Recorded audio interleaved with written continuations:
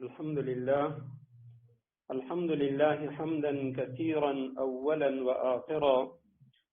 والصلاة والسلام على حبيبه دائما وسرمدا. أما بعد فأعوذ بالله من الشيطان الرجيم. بسم الله الرحمن الرحيم. أفتطمعون أن يؤمنوا لكم وقد كان فريق منهم يسمعون كلام الله ثم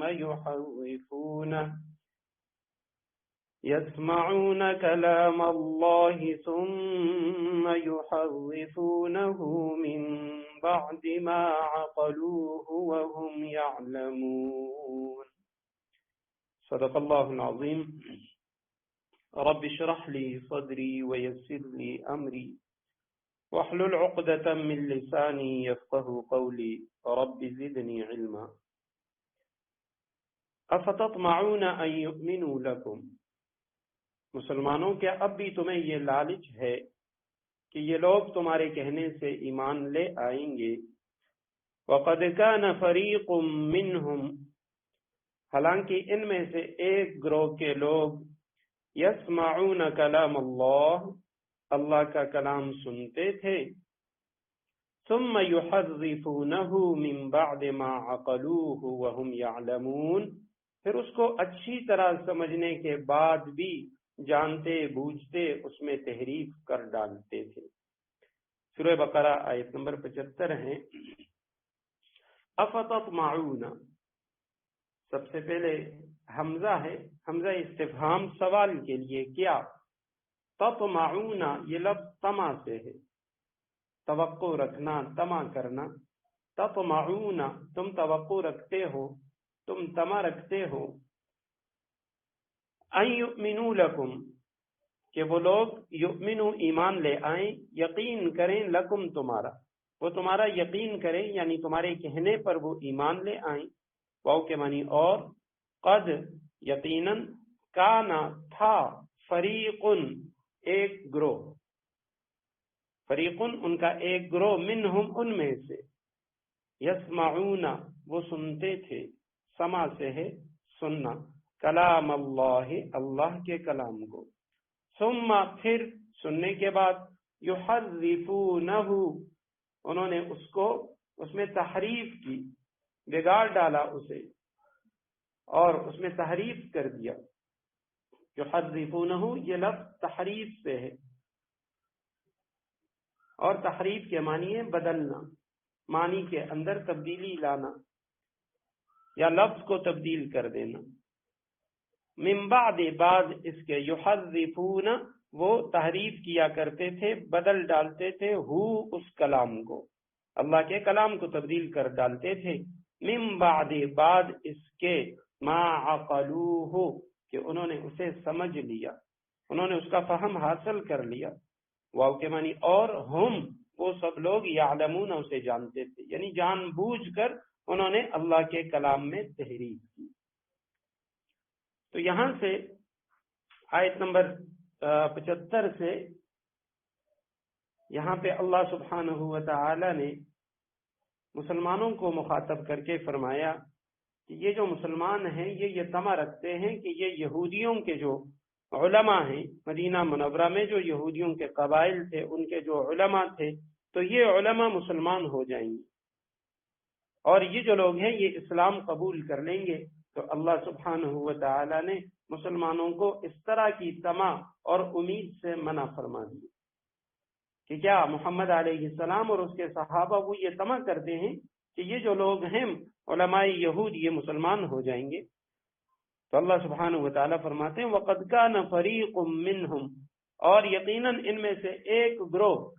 وہ تھا، یسمعون کلام اللہ انہوں نے اللہ کے کلام کو سنا. ثم یحرفونہ پھر اس کے بعد انہوں نے اللہ کے کلام میں تحریف کی. یسمعون کلام اللہ انہوں نے اللہ کے کلام کو سنا اور پھر اس کے بعد تحریف کی. تو یہ اللہ کے کلام سے کیا مراد ہے؟ پہلی بات تو یہ ہے کہ بعض مفسرین کرام فرماتے ہیں اس سے وہ لوگ مراد ہیں جو موسیٰ علیہ السلام کے ساتھ 70 افراد کوہ طور پہ گئے تھے، اللہ سبحانہ و تعالیٰ کے کلام کو سنا اور اس کے بعد انہوں نے اس میں تحریف کی کہ اللہ سبحانہ و تعالیٰ نے یہی احکامات دیے ہیں، اور اس کے بعد یہ تحریف کر ڈالی، اپنی باتیں شامل کی کہ اللہ سبحانہ و تعالیٰ نے ہمیں حکم دیا ہے کہ جو آسانی سے جس پر عمل کر سکتے ہو عمل کر لو، اور جو دشوار اور مشکل ہیں تو انہیں چھوڑ دو۔ یہ انہوں نے تحریف کی۔ جبکہ بعض مفسرین کرام وہ فرماتے ہیں کہ اس سے مراد وہ 70 افراد نہیں ہیں، بلکہ اس سے عام جو یہود ان کے جو علماء ہیں وہ مراد ہیں۔ ہر دور میں ان کے جو علماء تھے انہوں نے یعنی اللہ کے کلام میں تحریف کی، اللہ سبحانہ و تعالیٰ کے کلام کو بدل ڈالا۔ تو یہ جو ثم یحرفونہ انہوں نے تحریف کی اس میں، تو یہ تحریف جو ہے یہ دو طرح کی ہو سکتی ہے۔ ایک تو لفظی تحریف ہوتی ہے کہ لفظوں کو بدل ڈالنا، اور دوسرا ہے معنوی تحریف کے معنی کے اندر کوئی تبدیلی پیدا کر دینا۔ تو اب جمہور جو علماء ہیں ان کا نظریہ یہ ہے کہ یہ یہودیوں نے اپنی کتابوں کے اندر، تورات کے اندر ہر طرح کی تحریف کی، تحریف لفظی بھی کی اور معنوی بھی کی، دونوں طرح کی تحریف کی۔ جبکہ امام بخاری رحمہ اللہ اور حضرت عبداللہ ابن عباس رضی اللہ تعالیٰ عنہما وہ فرماتے ہیں کہ انہوں نے صرف تحریف معنوی کی تھی، لفظی کوئی تحریف نہیں کی۔ لیکن جمہور علماء جو ہیں، جمہور مفسرین کرام، ان کے پاس اس پہ بہت سارے دلائل ہیں، بہت سارے انہوں نے اس طرح کے واقعات کو، دلائل کو جمع کیا کہ ان یہودیوں نے معنوی تحریف کے ساتھ ساتھ لفظی تحریف جو ہے وہ بھی کی ہے۔ اب مثلا سب سے پہلی جو تحریف انہوں نے، جو معنوی تحریف کی، ابراہیم علیہ السلام کی ہجرت کا واقعہ ہے، اس کو یوں بیان کیا کہ خانہ کعبہ سے ان کا کوئی تعلق ثابت نہ ہو۔ ابن کا لفظ قرآن کریم میں بھی ہے، تورات زبور میں بھی تھا، تو انہوں نے اس کا معنی صرف بیٹا کیا، حالانکہ ابن کا معنی غلام بھی ہے، ابن کا معنی بندہ بھی ہے۔ تو اس طرح یہ معنوی تحریف انہوں نے کی، اور اس کے ساتھ ساتھ انہوں نے جو لفظی تحریف تھی وہ تحریفیں بھی کی۔ مثلا نبی علیہ السلام کا تذکرہ تورات کے اندر موجود تھا، ماقبل کی تمام کتابوں میں موجود ہے، تو انہوں نے اس کے اندر تحریف کی، اور وہ جو نبی علیہ السلام کا اس میں ذکر تھا تو ذکر کو انہوں نے تبدیل کیا۔ مثلا ایک روایت ہے مسند احمد میں، نبی علیہ السلام ایک یہودی بچے کی عیادت کے لیے تشریف لے گئے۔ اب اس کا باپ وہ اس بچے کے پاس بیٹھا ہوا تورات پڑھ رہا تھا، تو نبی علیہ السلام جب ان کے ہاں تشریف لے گئے تو آپ علیہ السلام نے دیکھا کہ یہ یہودی تورات پڑھ رہا ہے، تو آپ علیہ السلام نے فرمایا انشدک بالذی انزل التورات، میں تجھے قسم دیتا ہوں اس ذات کی کہ جس نے تورات کو نازل کیا، کیا تو اس تورات کے اندر حل تجد فی کتابک ھذا صفتی و مخرجی، کیا میری جو صفات ہیں تم اس کتاب کے اندر پاتے ہو؟ تو وہ جو یہودی تھا اس نے سر سے اشارہ کیا کہ نہیں، کہ یعنی تورات میں آپ سے متعلق کوئی بھی آپ کی صفات نہیں۔ تو فوراً کہتے ہیں اس کا جو بیٹا تھا جو بیمار تھا وہ فوراً کہنے لگا والذی انزل التورات انا لنجد فی کتابنا صفتک و مخرجک، اللہ کی قسم جس ذات نے تورات کو اتارا، اس تورات کے اندر آپ کی صفات یہ سب کچھ موجود ہے، آپ کا تذکرہ موجود ہے۔ اور اس کے بعد اس بچے نے کلمہ طیبہ یعنی شہادتین جو ہیں وہ بھی پڑھ لی۔ آپ علیہ السلام نے پھر اس بچے کی تدفین و تکفین فرمائی۔ اسی طرح بہت سارے واقعات ملتے ہیں، اور بہت سارے یہودیوں میں سے ایسے لوگ جنہوں نے یعنی کلمہ طیبہ پڑھا وہ مسلمان ہوئے، اس وجہ سے کہ تورات میں نبی علیہ السلام کے تذکرے موجود تھے۔ دلائل النبوہ میں حضرت زید بن ثعلبہ رضی اللہ تعالیٰ عنہ کا واقعہ لکھا ہے کہ انہوں نے نبی علیہ السلام کو 80 مثقال سونے کے دیے تھے، اور ایک وقت مقرر تک کہ یا رسول اللہ اتنے وقت کے بعد میں یہ لوں گا، تو کہتے ہیں اب مقررہ میعاد ابھی پہنچی نہیں تھی، 2-3 دن پہلے وہ آیا اور نبی علیہ السلام سے وہ طلب کرنے لگا، تو اور اس نے آپ علیہ السلام کو کافی دیر تک روکے رکھا کہ محمد میرا جو قرض ہے وہ ادا کرو۔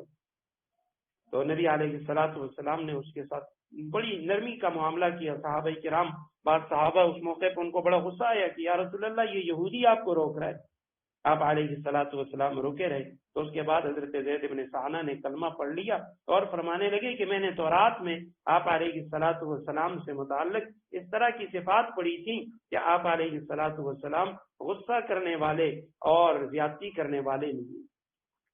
اسی طرح دلائل النبوہ ہی میں ایک اور واقعہ آتا ہے کہ یہودی کا،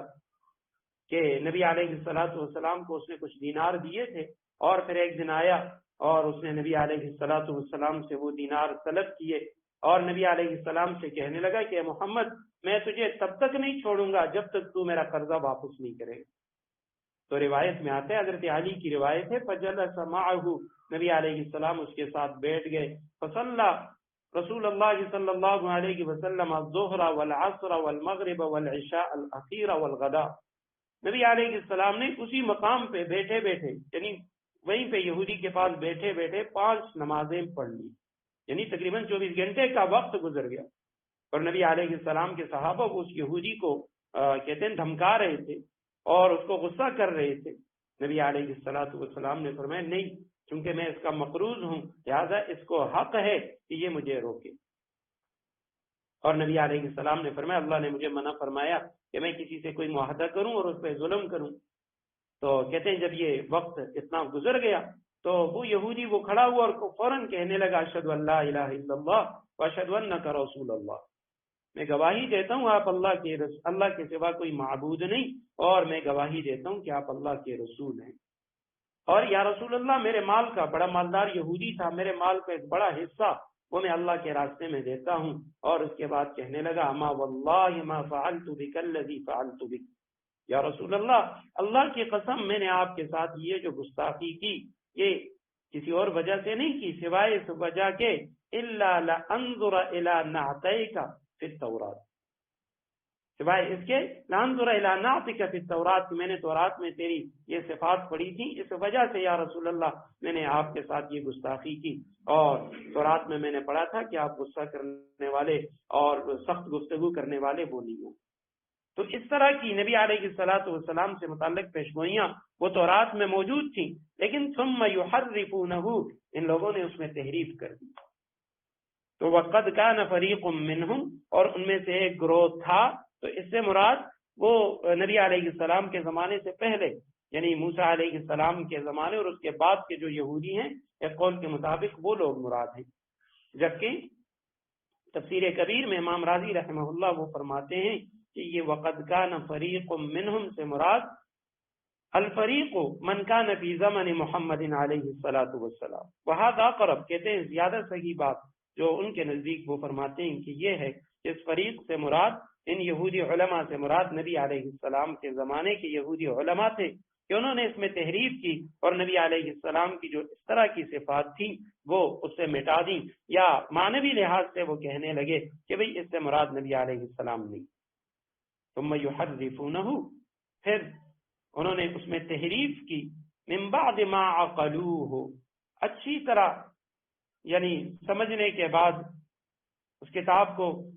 جاننے کے بعد، وہم یعلمون، اور حال یہ ہے کہ وہ جانتے تھے، سب کچھ جاننے کے باوجود انہوں نے اس کتاب میں تحریف کی۔ تو کیا مسلمانوں سے اللہ سبحانہ و تعالیٰ فرماتے ہیں کہ آپ لوگ ان لوگوں سے یہ طمع رکھتے ہیں، یہ امید رکھتے ہیں کہ یہ لوگ اسلام قبول کر لیں گے، حالانکہ یہ اس طرح کے لوگ ہیں، ایسے ذلیل لوگ ہیں کہ جنہوں نے اللہ کے کلام کو بھی نہیں بخشا اور اس میں تحریف کر ڈالی۔ وَإِذَا لَقُوا الَّذِينَ آمَنُوا، اور جب یہ لوگ ان مسلمانوں سے ملتے ہیں، ایمان والوں سے ملتے ہیں، قَالُوا آمَنَّا، تو یہ کہتے ہیں، زبان سے کہتے ہیں ہم بھی ایمان لے آئے ہیں۔ وَإِذَا خَلَا بَعْضُهُمْ إِلَى بَعْضٍ، اور جب یہ ایک دوسرے کے ساتھ تنہائی میں جاتے ہیں، قَالُوا، تو آپس میں ایک دوسرے سے کہتے ہیں کہ کیا أَتُحَدِّثُونَهُمْ، کیا تم ان مسلمانوں کو وہ باتیں بتاتے ہو، بما فتح اللہ علیکم، جو اللہ نے تم پر کھولی ہیں، لیحاجوکم بہ عند ربکم، تاکہ یہ مسلمان تمہارے پروردگار کے پاس جا کر انہیں تمہارے خلاف دلیل کے طور پر پیش کریں۔ افلا تعقلون، کیا تمہیں اتنی بھی عقل نہیں؟ وَإِذَا، اور جب، لقوا الذین، یہ ملاقات کرتے ہیں، لقو کے معنی یہ لفظ پہلے بھی گزر چکا، لقو ملنا ملاقات کرنا، یعنی یہ جو یہودیوں میں منافقین ہیں، عبداللہ ابن عباس فرماتے ہیں وہ یہودی منافق جنہوں نے زبان سے کلمہ پڑھا، جب یہ ملتے ہیں آمنو ایمان والوں کے ساتھ، قالو یہ کہتے ہیں آمنا ہم بھی ایمان لے آئے، مسلمانوں سے ملتے ہیں تو ان سے کہتے ہیں کہ ہم تو ایمان لا چکے ہیں، وَإِذَا خَلَا اور جب خلا یہ خلوت میں جاتے ہیں، تنہا ہوتے ہیں، اکیلے ہوتے ہیں، بعضهم الى بعض بعض ان کے الى بعض بعض دوسروں کے پاس، تو بعض دوسروں سے مراد ان کے علماء ہیں، یہود کے علماء، جب یہ عام لوگ جنہوں نے کلمہ پڑھا ہے ان یہود کے علماء کے پاس جاتے ہیں، قالو تو وہ کہتے ہیں اتحدثونہم کیا تم ان سے بیان کرتے ہو، ان کے سامنے تم یہ باتیں ان کو بتاتے ہو، بما فتح اللہ علیکم جو اللہ نے تم پر کھولی ہے، جو باتیں اللہ نے تم پر کھولی ہیں کیا تم وہ باتیں ان مسلمانوں کو بتاتے ہو، لیحاجوکم لام کے معنی ہے تاکہ، یحاجو یہ محاجہ سے ہے تاکہ وہ مسلمان جھگڑا کریں تم سے، بھی ان باتوں کے ذریعے جو باتیں تم بتاتے ہو، عند ربکم تمہارے رب کے پاس، افلا تعقلون حمزہ استفہام کیا، فاکے معنی پس لا نہیں، تعقلون تم عقل رکھتے، کیا تم عقل اور سمجھ نہیں رکھتے کہ مسلمانوں کے پاس جا کر اس طرح کی باتیں بتاتے ہو۔ تو بعض وہ جو یہودی ان میں مسلمان ہوئے تھے تو وہ یہودی مسلمانوں کے پاس آ کر نبی علیہ السلام سے متعلق ایسی باتیں کیا کرتے تھے کہ تورات میں نبی علیہ السلام کے تذکرہ موجود ہے اور نبی علیہ السلام سے متعلق پیشن گوئیاں موجود ہیں، تو جب یہ یہودی مسلمانوں کو بتاتے اور اس کے بعد اپنے علماء کے پاس، یہود کے علماء ان کے پاس جاتے تو وہ انہیں منع کرتے کہ مسلمانوں کے سامنے ایسی باتیں نہ کیا کرو، مسلمانوں کو یہ باتیں نہ کہو کہ تورات میں نبی علیہ السلام کے تذکرے موجود ہیں۔ وجہ کیا ہے؟ لِيُحَاجُّوكُمْ بِهِ عِنْدَ رَبِّكُمْ، تم یہ باتیں بتاتے ہو تاکہ یہ کل قیامت کے دن پھر اللہ کے سامنے وہاں یہ دلیل پیش کریں کہ اے اللہ، دنیا میں انہوں نے خود اپنی زبانی کہا تھا کہ تورات میں نبی علیہ السلام کا تذکرہ موجود ہے، تو لہٰذا مسلمانوں کے سامنے یہ باتیں پیش نہ کرو۔ جبکہ بعض مفسرین کرام انہوں نے لکھا ہے کہ یہاں پہ لِيُحَاجُّوكُمْ عِنْدَ رَبِّكُمْ اس سے قیامت کے دن مراد نہیں ہے کہ قیامت کے دن یہ اللہ کے سامنے وہاں حجت پیش کریں گے، نہیں، وہ فرماتے ہیں لِيُحَاجُّوكُمْ عِنْدَ رَبِّكُمْ اس کے معنی ہے لِيُحَاجُّوكُمْ مَا فِي كِتَابِ رَبِّكُمْ، یعنی تم جو تورات سے متعلق ان کو بتاتے ہو کہ تورات میں نبی علیہ السلام سے متعلق پیشن گوئیاں موجود ہیں، تو یہ اسی تورات کتاب کی عبارتیں وہ تمہارے خلاف دلیل پیش کریں گی اور کہیں گے کہ بھئی یہ دیکھو تورات کے اندر تو نبی علیہ السلام کا تذکرہ موجود ہے اور نبی علیہ السلام سے متعلق پیشگوئیاں موجود ہیں، تو پھر تم کیوں ماننے کے لیے تیار نہیں ہو؟ اور جیسا میں نے ابھی 2-3 مثالیں دے دی، تورات میں آپ علیہ السلام سے متعلق وہ پیشگوئیاں موجود تھیں اور وہ تمام تر آپ صلی اللہ علیہ وسلم پر صادق آتی تھی، تو جو مسلمان جو یہودی منافق یہودی مسلمانوں کے سامنے اس کو ظاہر کرتے تو ان کے جو علماء ہیں وہ انہیں منع کرتے کہ مسلمانوں کے سامنے ان چیزوں کو ظاہر نہ کرو۔ افلا تعقلون کیا تم نہیں سمجھتے؟ آیت کریمہ کا ترجمہ ایک بار پھر دیکھیں، وَإِذَا لَقُوا الَّذِينَ آمَنُوا اور جب یہ لوگ ان مسلمانوں سے ملتے ہیں، آمنوا جو پہلے ایمان لا چکے ہیں، قالوا آمنا تو زبان سے کہہ دیتے ہیں کہ ہم بھی ایمان لے آئے ہیں، وَإِذَا خَلَا اور جب یہ تنہائی میں جاتے ہیں، بعضهم الى بعض ایک دوسرے کے ساتھ، یعنی یہودی جو منافق ہیں وہ اپنے یہودیوں کے پاس جاتے ہیں، بعضهم الى بعض بعض دوسروں کے پاس جاتے ہیں، قالوا تو آپس میں ایک دوسرے سے کہتے ہیں، اتحدثونہم کیا تم ان مسلمانوں کو وہ باتیں بتاتے ہو؟ تحدیث یا حدیث، حدیث کے معنی بھی بات ہے، جیسے ہم کہتے ہیں نبی علیہ السلام کی حدیث مبارکہ کا مفہوم ہے حدیث ہے، تو حدیث کے معنی بات، یہ اسی سے ہے، تو تحدثونہم کیا تم ان مسلمانوں کے سامنے بیان کرتے ہو، ان کو بتاتے ہو وہ باتیں، بما فتح اللہ بما وہ باتیں فتح اللہ جو اللہ نے کھولی ہے، فتح عام طور پہ کامیابی کو کہتے ہیں، تو وہ بھی یعنی اصل اس کے معنی بھی فتح کے معنی کھولنا، تو کامیابی حاصل کرنا، فتح اللہ اللہ نے کھولی ہے، علیکم تم پر، لیحاجوکم تاکہ یہ مسلمان تمہارے پروردگار کے پاس جا کر، عند ربکم تمہارے پروردگار کے پاس جا کر انہیں تمہارے خلاف دلیل کے طور پر پیش کریں۔ ایسی باتیں بتاتے ہو یہ کل کو یہ کریں گے۔ افلا تعقلون، کیا تمہیں اتنی بھی عقل نہیں؟ اولا يعلمون ان اللہ يعلم ما يسرون وما يعلنون، آیت نمبر 77۔ کیا یہ لوگ جو ایسی باتیں کرتے ہیں یہ نہیں جانتے کہ اللہ کو ان ساری باتوں کا خوب علم ہے جو وہ چھپاتے ہیں اور جو وہ ظاہر کرتے ہیں۔ ابلا حمزہ وہی سوالیہ استفہام کے لیے، کیا واو کے معنی اور، لا نہیں، یعلمون یہ جانتے، اولا یعلمون کیا یہ نہیں جانتے، یہ لوگ نہیں جانتے جو کہتے ہیں کہ مسلمانوں کے سامنے بیان نہ کرو، تو یہ مسلمانوں سے تو یہ پیشن گوئیاں چھپا لیں گے، نبی علیہ السلام سے متعلق صفات جو تورات میں آئی ہیں وہ چھپا لیں گے، لیکن کیا یہ اللہ سے بھی چھپا سکتے ہیں؟ اولا یعلمون کیا یہ لوگ نہیں جانتے، ان اللہ یعلم کہ اللہ سبحانہ و تعالی یعلم جانتا ہے، ما وہ، یسرون جو وہ چھپاتے ہیں۔ یسرون کا یہ جو لفظ ہے یہ اسرار سے ہے، اسرار جو کچھ وہ چھپاتے ہیں، اور وما اور وہ چیزیں، یعلنون اعلان سے ہے یہ لفظ، اعلان کے معنی ظاہر کرنا، اونچی آواز سے آواز لگانا، تو جو وہ ظاہر کرتے۔ اب لا یعلمون کیا یہ یہودی علماء نہیں جانتے، ان اللہ یعلم کہ اللہ سبحانہ و تعالی جانتا ہے، ما یسرون جو یہ چھپاتے ہیں، وما یعلنون اور جو یہ ظاہر کرتے ہیں۔ تو یہ مسلمانوں سے تو چھپا لیں گے لیکن اللہ سبحانہ و تعالی سے نہیں چھپا سکتے۔ اللہ سبحانہ و تعالی ان کے جو چھپے ہوئے راز ہیں اور جو باتیں یہ ظاہر کر رہے ہیں ان سب سے واقف ہے۔ وَمِنْهُمْ أُمِّيُّونَ لَا يَعْلَمُونَ الْكِتَابَ إِلَّا أَمَانِيَّ وَإِنْهُمْ إِلَّا يَظُنُّونَ۔ وَمِنْهُمْ أُمِّيُّونَ اور ان میں سے کچھ لوگ ان پڑھ ہیں، لا يعلمون الکتاب جو کتاب یعنی تورات کا علم تو رکھتے نہیں، تورات کا علم نہیں ان کے پاس، الا امانیہ البتہ کچھ آرزویں پکائے بیٹھے ہیں، وَإِنْهُمْ إِلَّا يَظُنُّونَ اور ان کا کام بس یہ ہے کہ وہم و گمان باندھتے رہتے ہیں۔ منہم واو کے معنی اور، منہم ان میں سے، من کے معنی سے، اور ہم ضمیر ہے جو من کے ساتھ ملی ہوئی ہے، تو ترجمہ ہوا وَمِنْهُمْ اور ان میں سے بعض لوگ، ان میں سے کچھ لوگ، امیون جو بے پڑھے لکھے ان پڑھ ہیں، امی کی جمع ہے یہ لفظ، امیون امی کی جمع ہے اور اس کے معنی ہے ان پڑھ۔ یہ امی کا لفظ قرآن کریم میں 6 بار آیا ہوا ہے اور صرف 2 طرح سے استعمال ہوا ہے،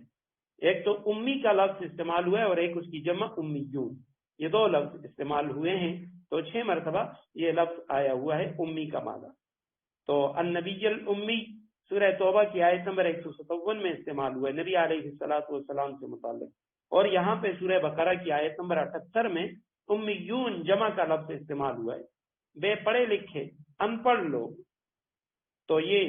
ان پڑھ جو لوگ ہیں ان کو امی کیوں کہا جاتا ہے؟ تو کہتے ہیں ایک تو کا لفظ عربی میں ماں کو کہتے ہیں، امن،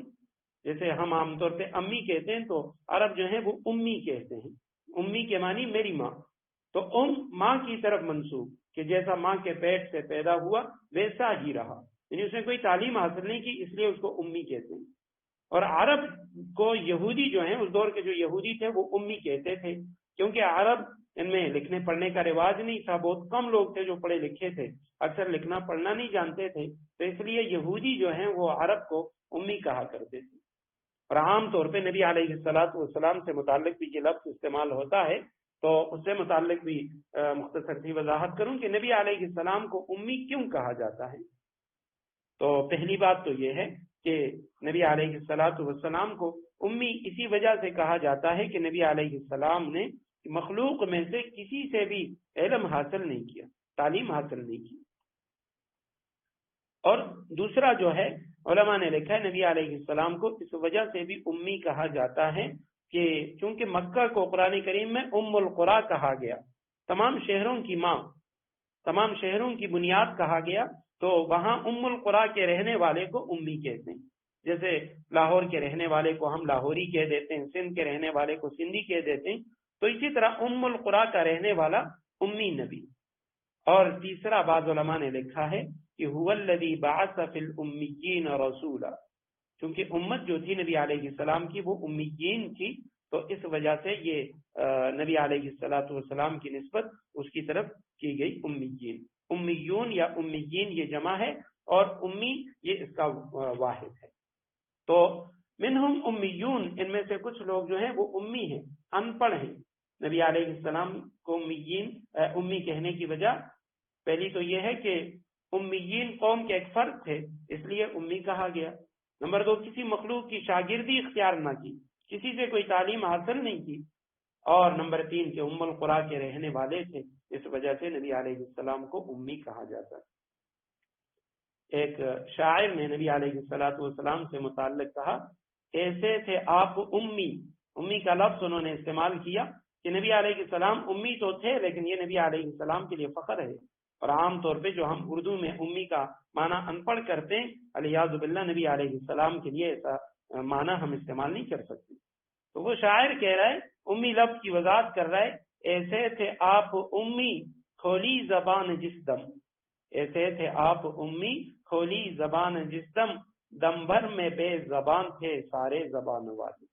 جب آپ نے زبان کھولی تو سارے زبان والے جو تھے وہ پھر بے زبان ہو گئے۔ تو لا یعلمون الکتاب، لا کے معنی نہیں، یعلمون لفظ بار بار آ رہا ہے، علم سے ہے، جاننے سے، لا یعلمون وہ نہیں جانتے۔ الکتاب، کتاب سے مراد تورات ہے، ان کے پاس تورات کا علم نہیں ہے، الا سوائے امانیہ، ان کے پاس آرزویں ہیں۔ امانیہ کا لفظ یہ امنیہ کی جمع ہے، کسی چیز کی تمنا سے جو صورت ذہن میں آتی ہے اسے امنیہ کہتے ہیں، کسی چیز کا خیال کرتے ہیں اس کی صورت ذہن میں آ جاتی ہے تو اسے امنیہ کہتے ہیں۔ تو ان کی کے پاس علم تو نہیں ہے کتاب کا، صرف آرزویں ہیں۔ حضرت عثمان غنی رضی اللہ تعالیٰ عنہ سے متعلق انہوں نے یہ لفظ استعمال کیا، ان کی روایت ہے، وہ فرماتے ہیں کہ ما تغنیت ولا تمنیت منذ اسلمت،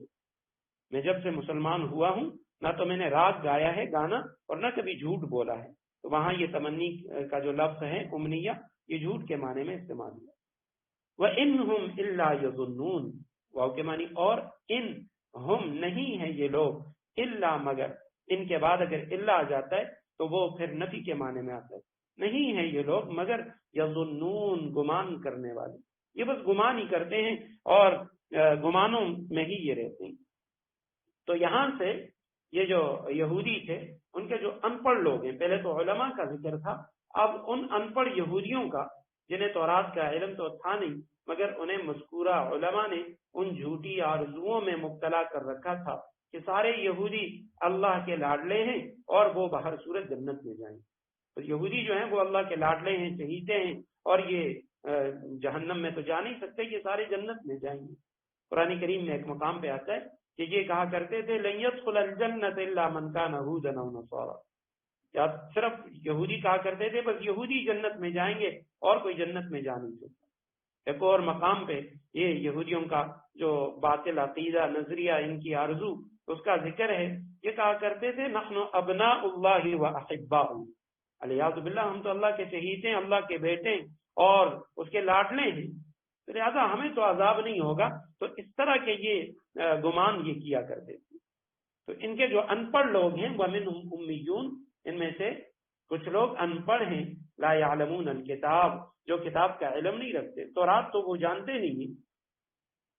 الا امانیہ، البتہ کچھ آرزویں پکائے بیٹھے ہیں، کچھ آرزویں ہیں ان کی، اور وَإِنْهُمْ إِلَّا يَظُنُّونَ، اور ان کا کام بس یہ ہے کہ وہم و گمان باندھتے رہتے ہیں۔ اگلی آیتوں میں ان کے جو وہم و گمان ہیں ان کا ذکر آ رہا ہے، آیت نمبر 80 میں کہ ان کے وہم و گمان کیا تھے اور ان کا عقیدہ و نظریہ کیا تھے۔ فَوَيْلٌ لِّلَّذِينَ، بس ہلاکت ہے ان لوگوں کے لیے، لہذا تباہی ہے ان لوگوں کی، یکتبون الکتاب بِأَیْدِیہم، جو اپنے ہاتھوں سے کتاب لکھتے ہیں، ثم یقولون،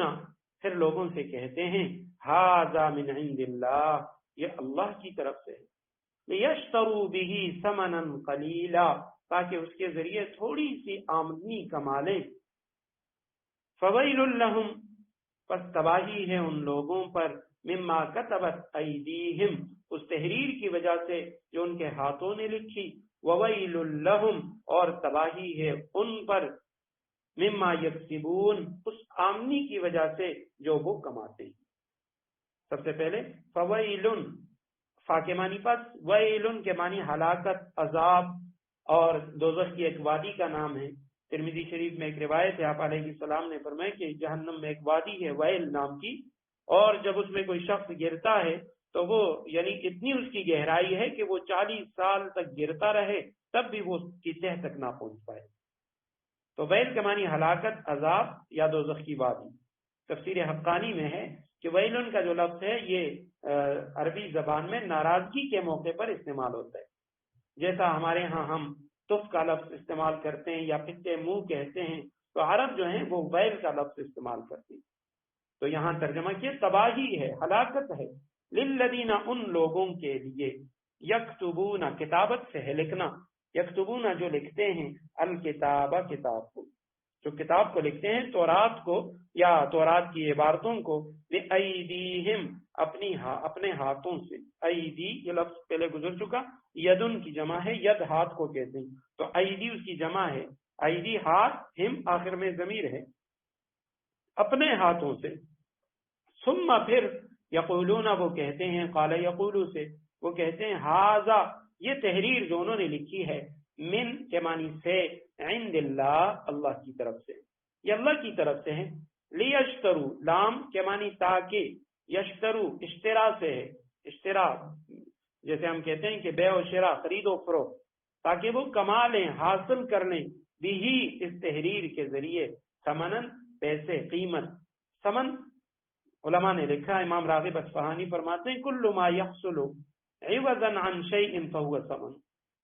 جو چیز بھی کسی چیز کے معاوضے میں حاصل ہو وہ ثمن ہے۔ پیسے لیے، اس کے علاوہ اور کوئی چیز لے لی تو جو بھی چیز لے لی تو اس کو ثمن کہتے ہیں۔ لیشتروا بھی، تاکہ یہ لے لیں اس کے تحریر کے بدلے میں، ثمنا قلیلا، تھوڑی سی آمدنی۔ فویلن، فاکمانی پس، ویلن ہلاکت ہے، لہم ان لوگوں کے لیے، مما اس چیز کی وجہ سے، کتبت جو لکھا، ایدیہم ان کے ہاتھوں نے، واو کے معنی اور، ویلن ہلاکت ہے، تباہی ہے، لہم ان یہودی علماء کے لیے، لکھنے والوں کے لیے، مما اس چیز کی وجہ سے، یکسبون جو یہ کماتے ہیں، جو یہ کسب کرتے ہیں۔ تو آیت کریمہ میں اب وہ جو یہودی علماء کی تحریف کا پچھلی آیت میں ذکر گزرا ہے تو اسی کی تشریح ہے کہ یہ جو یہودیوں کے علماء ہیں یہ ہلاکت ہے ان کے لیے کہ یہ اپنے ہاتھوں سے کتاب کو لکھ لیتے ہیں، کتاب کی جو عبارتیں ہیں اس کے اندر تحریف کر لیتے ہیں اور پھر لوگوں سے کہتے ہیں کہ یہ اللہ سبحانہ و تعالیٰ کی طرف سے ہے۔ جو لفظی تحریف ہے وہ بھی کرتے ہیں، معنوی تحریف ہے وہ بھی کرتے ہیں۔ حدیث میں اس کے بہت سارے واقعات آتے ہیں۔ یہودیوں کے ہاں انہی منافقین میں سے ایک نوجوان نے بدکاری کر لی، نبی علیہ السلام کے پاس اس کو لایا گیا، آپ علیہ السلام نے فرمایا کہ تورات میں اس کی سزا کیا ہے؟ تو جب تورات منگوائی گئی تو ان کا ایک عالم اسے پڑھ رہا تھا، تو تورات میں بھی جو محسن ہے، شادی شدہ شخص اگر بدکاری کرے تو اس کی سزا رجم ہے، اس کو سنسار کیا جائے۔ تو وہ یہودی عالم جو تھا وہ اس کو وہ جو عبارت تھی اس کو چھپانے لگا، تو اس نے کہا جی تورات میں تو یہ نہیں ہے۔ نبی علیہ السلام نے فرمایا نہیں، تم اپنے ہاتھ کے نیچے جو چھپا رہے اس کو بھی پڑھو، جو عبارت تم چھوڑ۔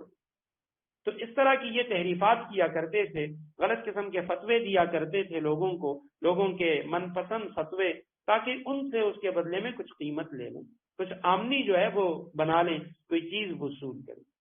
تو آیت کریمہ میں فرمایا لیشتروا بہ ثمنا قلیلا، تاکہ یہ خریدیں اس کے بدلے ثمنا قلیلا، تھوڑے سے پیسے۔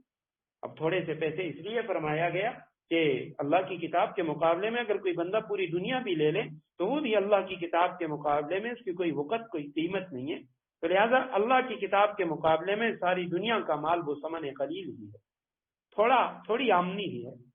بس ہلاکت ہے ان لوگوں کے لیے، مما کتبت ایدیہم جو اپنے ہاتھوں سے جو انہوں نے لکھا اپنے ہاتھوں سے، وویل اور ہلاکت ہے ان کے لیے، مما یکسبون جو انہوں نے کمایا۔ یعنی یکسبون سے مراد دو چیزیں ہو سکتی، یا تو جو گناہ انہوں نے کمائے تو ان گناہوں کی وجہ سے ان کے لیے ہلاکت ہے، یہ بات بھی موجود ہے۔ تفسیر کبیر میں ہے کہ اس سے مراد سائر معاصیہم، ان کے جملہ گناہ ہیں۔ حضرت عبداللہ ابن عباس رضی اللہ تعالیٰ عنہ فرماتے ہیں کہ اس سے مراد وہ حرام مال اور وہ رشوت ہے جو اللہ کی کتاب کے بدلے میں یہ لیا کرتے تھے۔ فویل للذین یکتبون، لہذا تباہی ہے ان لوگوں کی،